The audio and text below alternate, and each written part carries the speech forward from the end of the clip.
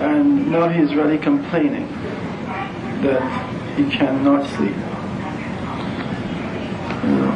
What I'm doing isn't working, and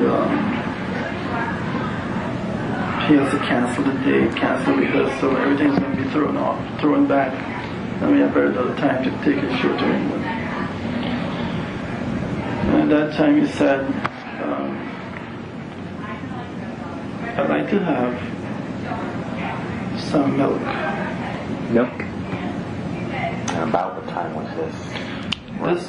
He said, please give me some milk so that I can sleep, because I know that this is all that really works for me. Hot milk or warm or just... This is just a medicine what that he was familiar with. What is the medicine? It's called propofol. Propofol, okay. Yeah. Okay, how do we spell that, doctor? Propofol. And what is this propofol? It is a sedative that could also be used for anesthesia. Okay, and how is that? Is it injected as well? Or? It is both given in intravenous form. Usually most patients are given a certain amount of the drug based upon body weight, and then they can be started with an infusion slow enough to keep the levels of the plasma up so that they can sleep. So you gave him this propofol. Yes. Do you remember about what time it was now? The last time I got was about 10 o'clock when there was still no effect, and he's complaining he's going to have to cancel. It was I knew, I looked at the time, I looked at the sun, and I saw 10:30, so I would say roughly 10:40. Because I'm looking at the time I started treating him, and all that I have given him to this point, waiting for the effect and everything else, and I'm not seeing any effect. And I looked at the time because I also knew that if his day is to be made productive, he also has to get up by a certain time. And as he and I spoke openly, and he was there's no sedative effect with all that he received so far. I said,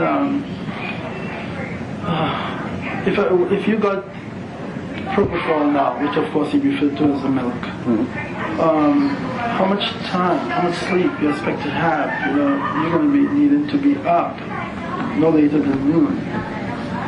And he said, just make me sleep, doesn't matter what time I get. I thought, what would happen to your rehearsals and your schedule for the day? He said, I can't function if I don't sleep. They'll have to cancel it, and I don't want them to cancel it, but they will have to cancel it. So I agreed at that time that I would switch over to the propofol.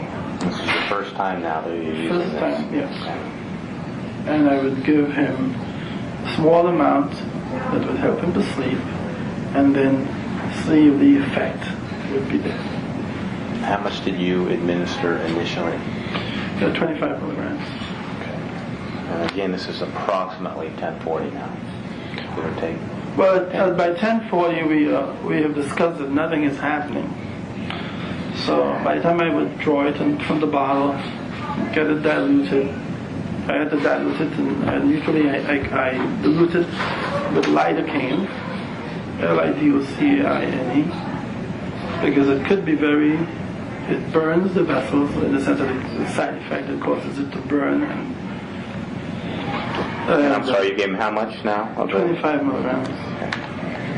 Okay. In always the same way, regardless of what you were giving him was I pushed it. Okay.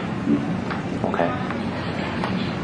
And I'm sorry, I interrupted you, but we were getting towards the time. At 10:40, you realized that nothing was happening, and so by the time you got your things together and you pushed it, It wouldn't take a long time for me to just withdraw from a vial diluted with the lidocaine, which is a local anesthetic agent that also is a sodium blocker to make him not feel the burning sensation of the slow injection. So I had a total of medication mixed with the lidocaine, and I administered. Does that take you about the next 5 minutes or 10 minutes? Slowly infuse. Slowly infuse over, I would say, 3 to 5 minutes. That's good.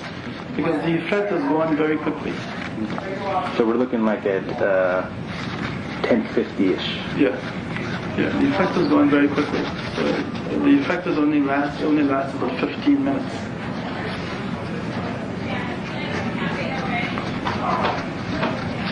Okay, so now we're roughly 10:50, 11 o'clock. What takes place next? Well, he's now asleep. He does go to sleep. He now goes to sleep. When you did this, while you were administering to him, did you have any precautions that you took? Any monitoring, machines or anything like that? Yes, I took all precautions that was available to me. Since I started seeing him, I made sure that there was oxygen at the bedside, that he was placed on oxygen every night by a nasal cannula. I had a pulse oximeter, which is a plastic tube that goes over the finger or the toe. It's a device. It is battery operated that shows me the oxygen saturation level, and also beat by beat dynamically shows me the heart rate for the patient. You said pulse oximeter. Oximeter. Oximeter. Oximeter. That registers the amount of oxygen that he has in his blood, and it also helps me to look at the heart rate. So those things are in place. You were doing it this evening, throughout the night? Yes. This particular time? Yeah, And he had asked for this particular drug, this Referred to as milk. Milk, yeah, this is called milk. He had asked for this before, and you knew how he reacted to it. You've given it to him before. I've given it to him before. And he handled it fine. He handled it fine. The same dose? The dose and the drip. Not the same dose in this case, because I had given him earlier Versed. I had given him the Ativan at different times during the night, and I know that their half-life is not as short as lorazepam, so I took every caution, knowing that there was possible of all of the medication still on board. So the 25 milligram ordinarily would not be the dose I would give him if he did not have those other agents on board. I would give him a higher dose. Oh, okay, so it's a lower dose than normal. Yeah. What's the highest amount of milk you've given in the past? Well, These other agents went in. based upon his weight, it would be weight-based, and the highest amount I had given him initially, direct on the IV before starting the drip on him, would be twice that amount, which is about 50 milligrams. Okay, so it's approximately half of what you've given him before. Yeah. But I have the dose here to be cautious, as there were other medications given to him during the night, which also induces sleep, and he had there was no response or effect. Can you recall off the top of your head approximately how many other times he's received this milk and handled it fine? Well, that you've given it to him, not that other doctors have. I had given it to him. Is it more than 10 times? Yes. Okay. Much more than 10. More than, well, how far back are we going now? Time span wise. It was in the last couple of months you were contacted, right, initially 2 by months. Amir and for this tour. 2 So months. in the last couple of months. 2 months. Okay, you've administered it more than 10 times. Yes. More than 20 times. 30 days a month, roughly, every day. Oh, almost It's about the daily. But daily, with the exception of 3 days leading up to his death, I tried to wean him off Okay. that medication. That's And let's be clear. Let's make sure that you guys ask this question if you don't mind. Sure. Before you were hired on as his doctor, were you aware that Michael Jackson was taking this on a daily basis? I was not aware that Michael Jackson was taking this on a daily basis, but I was a little bit surprised of his pharmacological knowledge, because that is not an agent that most people pulls out from their hat. And he explained to me that he had taken it multiple times. He used it frequently on the stores. It was given to him by multiple other doctors. He knew exactly that we had to have anti-burn. Anti-burn was his word for the lidocaine, because he said whenever it was injected,